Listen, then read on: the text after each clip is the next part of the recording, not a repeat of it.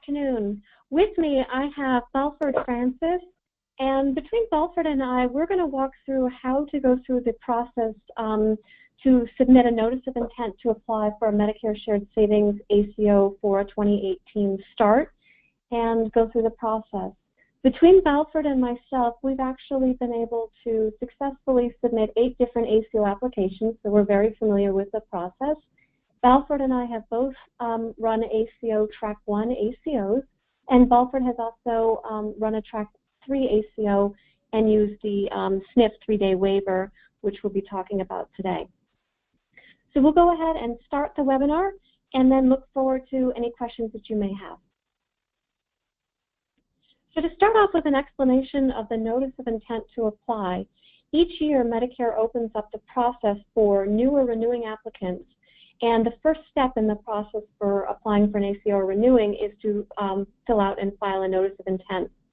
This really allows Medicare an opportunity once a year to be able to allow for a new or renewing Medicare Shared Savings ACO. This year it's the first time to be able to apply for an ACO Track 1 Plus model or be able to apply for the SNF 3-day waiver. And so these are opportunities on an annual basis that open up. If you are in a Track 1 Plus or a Track 3 ACO, then you have the annual opportunity to be able to apply for a SNF 3-day waiver. So the notice of intent to apply is a non-binding agreement. So you are not mandated to continue with the application or actually submit the application by filing an NOIA.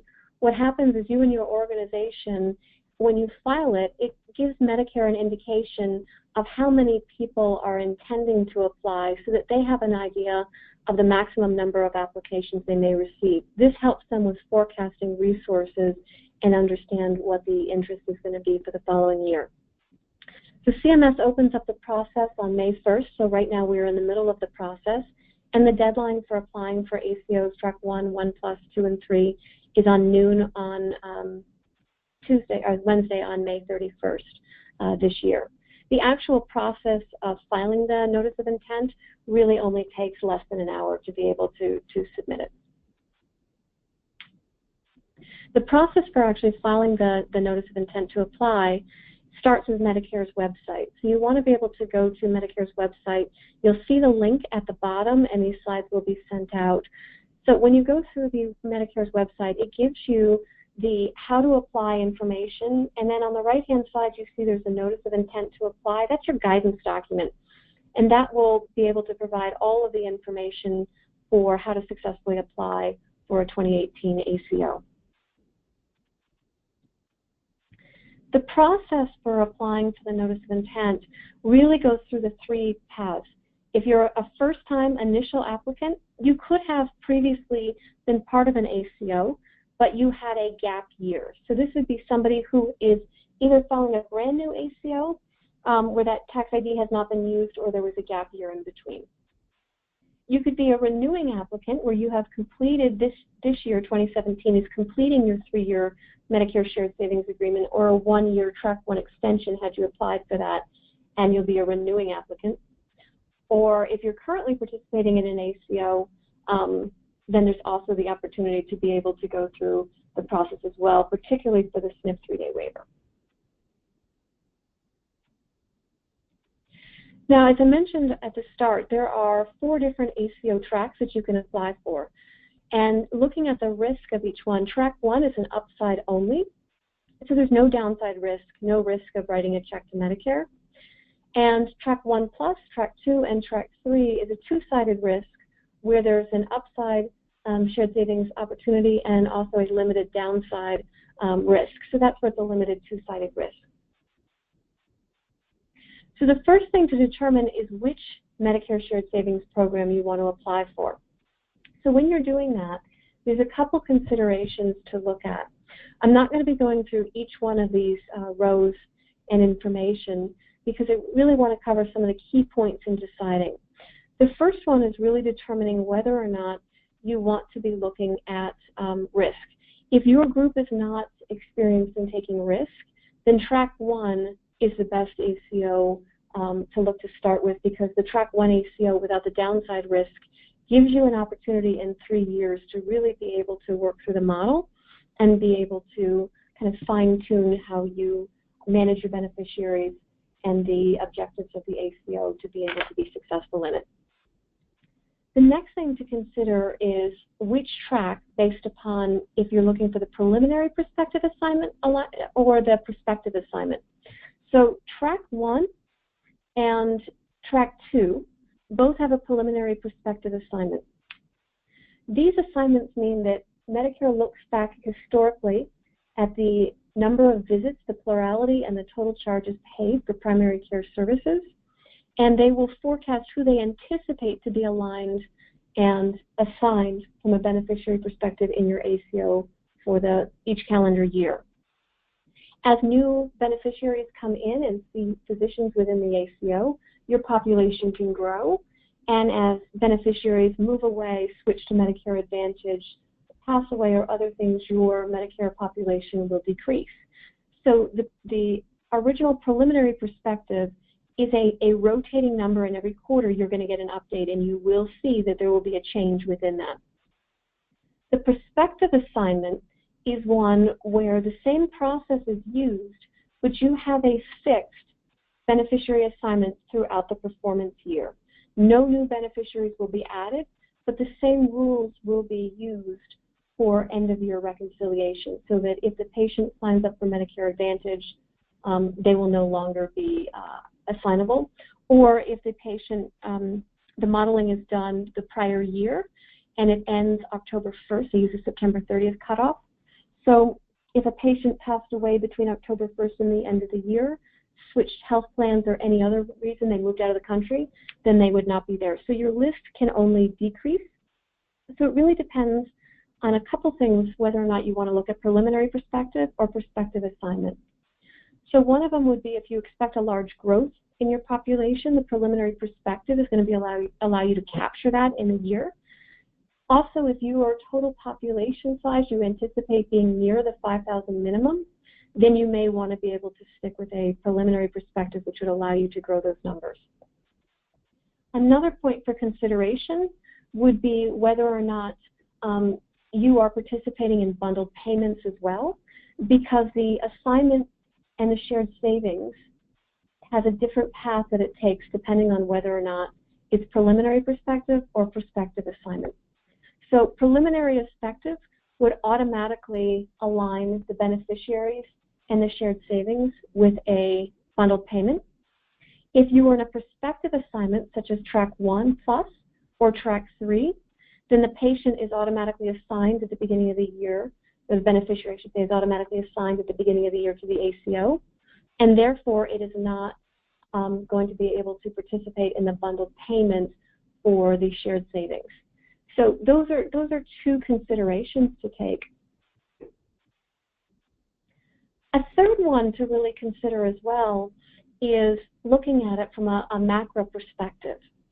So in advanced APM, where there's more risk taken, Track 1 Plus, Track 2, and Track 3 qualify as an advanced APM. For Track 1, that would qualify under the MIPS Quality Measures Reporting Track. So I think the risk is also something to consider, as well as how it's going to align with the macro reporting. Of course, the overall benefits of understanding how to take risk really would be a stronger consideration, would be my recommendation, than looking at whether or not you want to start with an advanced APM, because you will have that downside risk. There is a difference in the way the benchmarking works, and so this is outlined on here. Benchmarking actually, would be the same for each year on how it's done for a first year. A subsequent is going to be taking regional. You will see that there is a difference between the quality, and then you'll see that there's a difference between the minimum savings rate, the minimum loss rate. And so when you look at the different tracks, so we wanted to be able to show that information, as well as the difference between performance payment limit and the shared savings payout.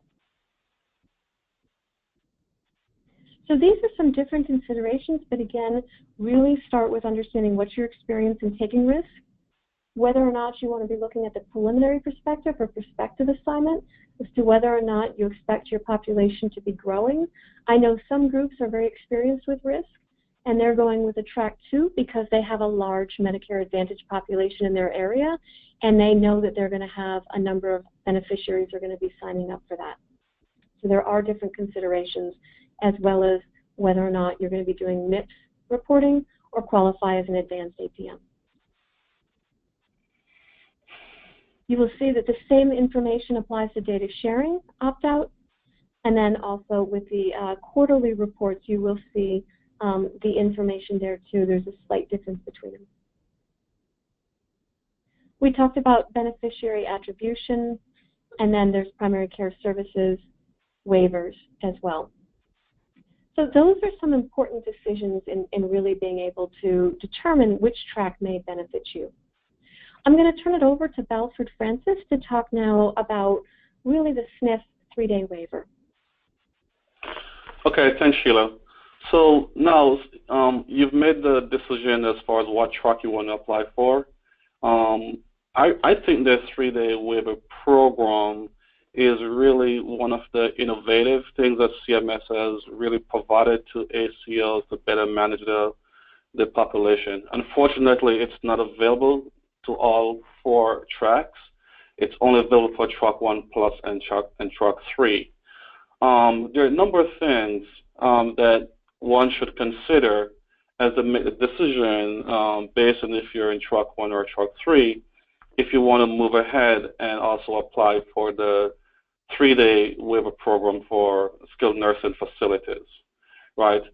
Similar to applying for your ACO NOIA, you also need to do the same for the 3-day waiver program. It's due by May 31st, and the application process works, again, just the way it works for making the decision to apply for the ACO intent. So who is eligible for the 3-day waiver from a Medicare beneficiary perspective? The good news is that CMS is not really making any changes as far as if a Medicare beneficiary is eligible for the program. So once you understand who's eligible, you apply the same guidelines. However, again, there are a few other additional guidelines that CMS has implemented for the 3-day waiver. Again, understanding that it has to be Track 1 Plus or Track 3. Therefore, the patients must be prospectively assigned to the ACO. Those 2 programs have the prospective assignment. The patient may not reside in a skilled nursing or long-term care setting currently, and the patient must be medically stable. So those are some of the guidelines. One of the critical qualification for the 3-day waiver program, which is different from the current skilled nursing facility requirement, is that the patient is not required to be in an inpatient stay for 3 days or more, hence the reason why it's called the 3-day waiver.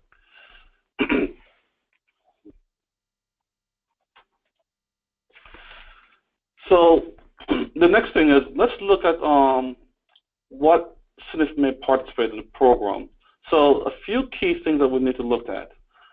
For a skilled nursing facility to be eligible for the program, they must maintain a 3 or greater star rating and the CMS 5-star rating system. That's absolutely critical that they do that. Other guidelines that CMS has expressed to us is that the skilled nursing facilities must sign an agreement with the ACO to participate in the program.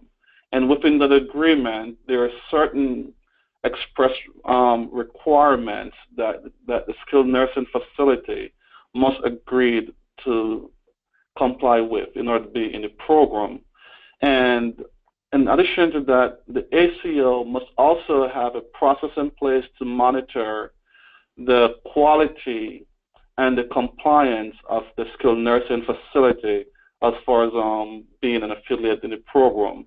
So what I'd like to do is really to take this opportunity to maybe talk about making the decision to apply for the 3-day waiver, right? As far as how do you go about in assessing from an ACO perspective, are you truly ready if you're in Track 1 or Track 1 Plus or 3 to apply for the 3-day waiver? So the first question that I would ask myself if I was an ACO making that consideration is, number one, does the ACO have the clinical expertise to develop the protocols for the program? CMS requires that the ACO has clinical protocols that both the ACO physicians and the skilled nursing facility must comply with, but they haven't provided any guidelines as far as what those protocols must be. So as an ACO, do you have the internal resources clinically to develop those protocols? That's a very important question that you should ask in doing your due diligence. Number two, in looking at the list of skilled nursing facilities in your ACO market, a critical question to ask is, does the skilled nursing facilities that I'm looking to work with, have they consistently maintained a 3-star or greater over the last 3 years and more? Why is that important? Because again, a skilled nursing facility will qualify at being a 3-star or greater. However, if any time during the performance year, if they should fall below a 3-star, you need to remove that skilled nursing facility as one of your affiliates. So if you have skilled nursing facilities that go in and out of the 3-star rating, chances are you could see your network of affiliate skilled nursing facilities erode during your performance year, and you would have an issue trying to place your qualified patients in a skilled nursing. Number three, what is the ACO current relationship with hospitals, and what is the ACO ability to influence decision making at the hospital level? Why is that important?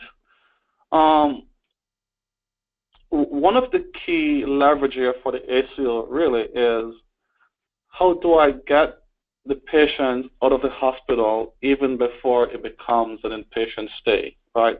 So a patient may qualify for an observation, and then from there, if they meet the guidelines for skilled nursing care, then you could, again, because it's a 3-day waiver program, then as an ACO, if you have a strong relationship with the hospital, then you could hopefully avoid an unnecessary admission that may last a day or two. Number four, how engages ACO primary care providers with their patients?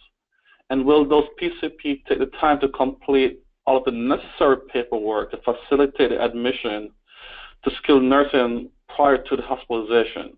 This is also a very important question that you should ask of your network.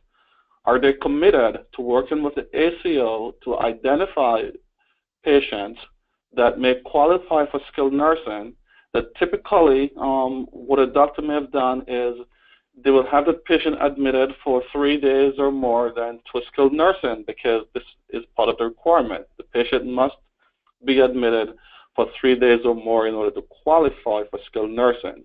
However, if you have a network of PCPs who are engaged in the 3-day waiver program, this is where the ACO can be more efficient in getting patients admitted into a skilled nursing facility and bypassing that cost and, quite frankly, at times, the additional burden for the patient to be admitted.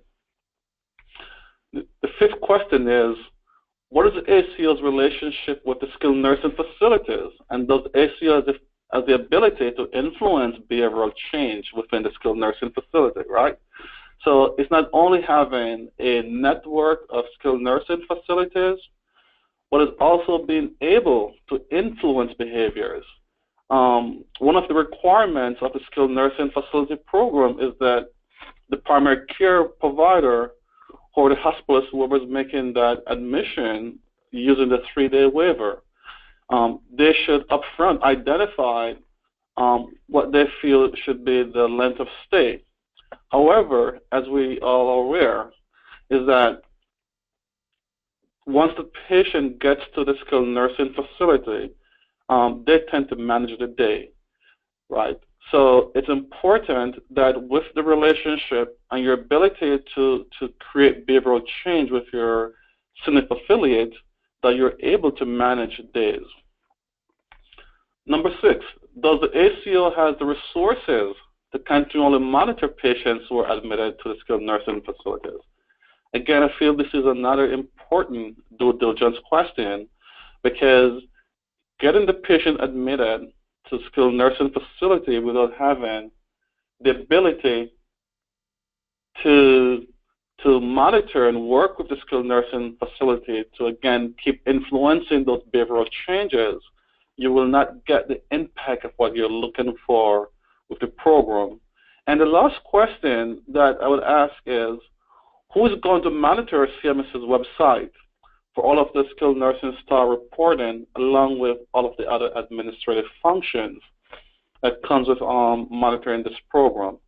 So it is critical that ACO think about these questions prior to making a decision to apply to be in the 3-day waiver program.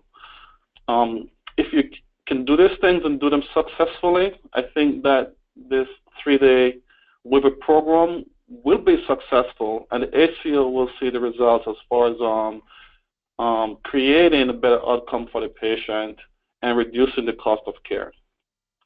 Thanks, and I'm going to turn it over to Sheila.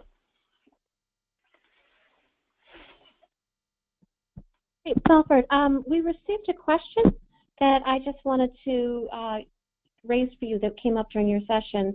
There was a question from the audience. If somebody applies for a letter of intent or a notice of intent to apply for Track 1 and decides to change to a Track 1 Plus or Track 3 before the first request for information from CMS, is there another opportunity to complete a SNF waiver? No. May 31st is the deadline. So if you apply for Track 1 and then change your mind to apply for 1 Plus or 3, you then need to wait for the next performance year. So they could go ahead and apply then this same time during 2018 for a 2019 SNF waiver. Yeah, so but what I would recommend is if they're not sure about what track they want to be in, I'll go ahead and apply for one of the more advanced tracks, maybe 1 Plus or 3, because you can notify CMS that you'd like to go down to Track 1. Actually, it's the opposite. They're allowed to switch from Track 1 to a risk-bearing track, but if they apply for a risk-bearing, they're not allowed to switch back. Okay, my mistake. Yeah, no problem, no problem. So I'm gonna cover that next. Okay. All right, so thank you. So Balford has a lot of experience, as you can tell, with a SNF 3-day waiver, and so continue to ask any questions on the tracks, the process, or the 3-day waiver rule. So now, once you have an idea as to which track you want to go with, and a point I'll continue on that was just kind of asked is, if you're not sure which track, you could stick with Track 1 and then be able to switch to a risk track. You will lose the ability to apply for the SNF waiver for the first year, but you can go ahead and be applying for the second year, which actually gives you a little bit more time for your ACO to have its process in place to be able to support it, thinking about those considerations that Balford just went over. So when you go to the notice of intent, there's an initial applicant. There are 5 sections to the question. So it's first going to ask you what kind of application is this, a new shared savings program ACO, or are you a reapplicant? If you are new, it's going to ask you about your ACO's legal entity, the date of formation based upon the certificate of incorporation, and what type of ACO are you. Are you ACO's professionals in a group? Is it a network of individual practices of ACO's professionals, a partnership of a joint arrangement, and so forth? It will then ask you, based upon your tax ID, what type of legal entity you are structured as, and what your ACO's tax status is, for-profit or not-for-profit.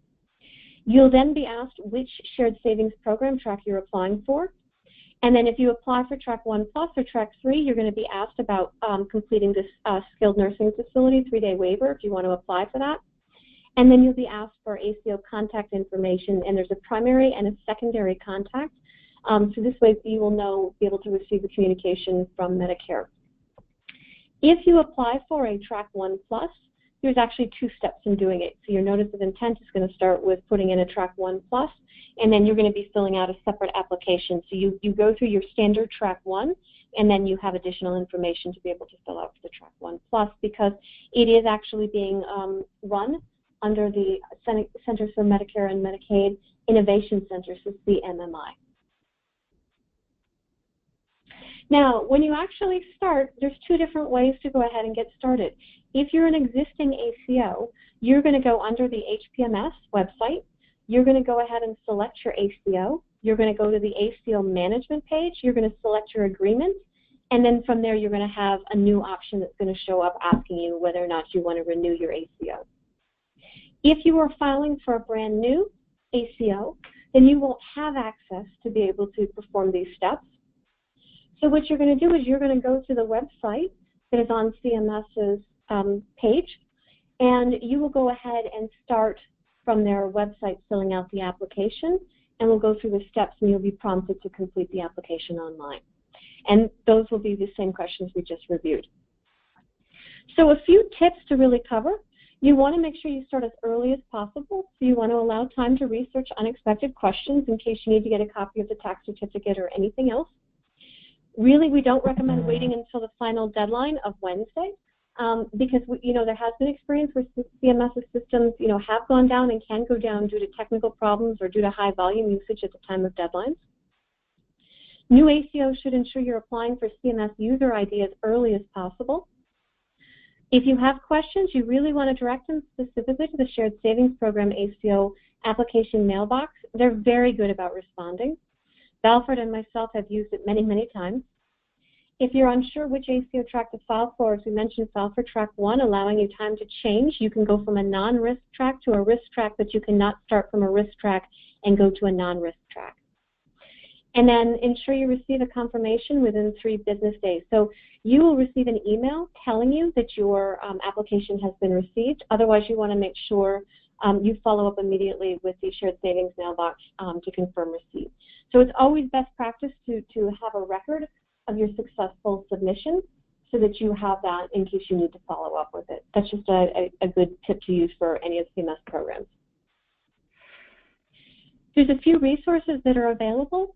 So I just wanted to kind of highlight again, this is the Medicare website on top, and you will see that there's a few steps. So, you're going to have your Notice of Intent guidance document. You're going to have the application link. So this is where you go if you are an existing ACO or if you're a brand new one to be able to access that website we just looked at. You're also going to have a link to be able to access your CMS user ID and the form, CMS 20037. This does take a little bit of time to be able to process through, so as soon as you know or you believe you're going to be going through the ACO process, go ahead and apply for that because you will need access to be able to start working on your application. And then there are sample applications for initial and renewal that are going to be posted. I would expect they're going to be posted next week for June 1st. So that you have that. And then there's also a very helpful application toolkit. So these are all really good resources that Medicare has done nothing but improve what is available through their experience from the ACOs over the last few years. And so that's the summary of the Notice of Intent to Apply for a 2018 new ACO, renewing ACO, or a 3-day SNF waiver. And now I'd like to open it up for questions.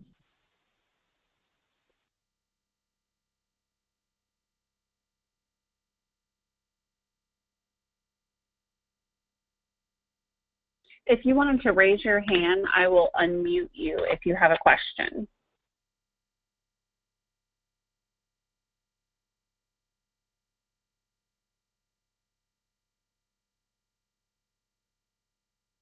Does anybody have any questions?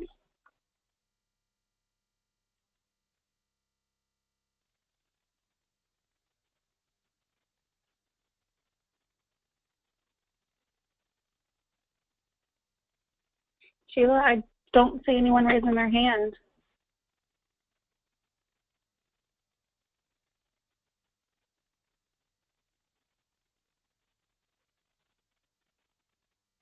I would like to take the time then to thank you all for attending our conference today.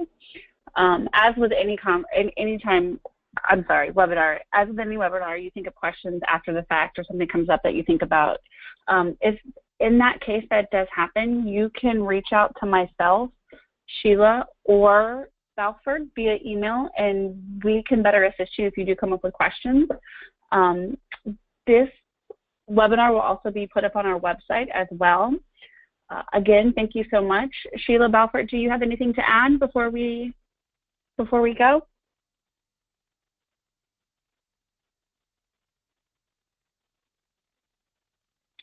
All right, well, thank you all for attending. And again, if you have any questions, just feel free to reach out to me directly via email. You all have a wonderful day. Thank you so much.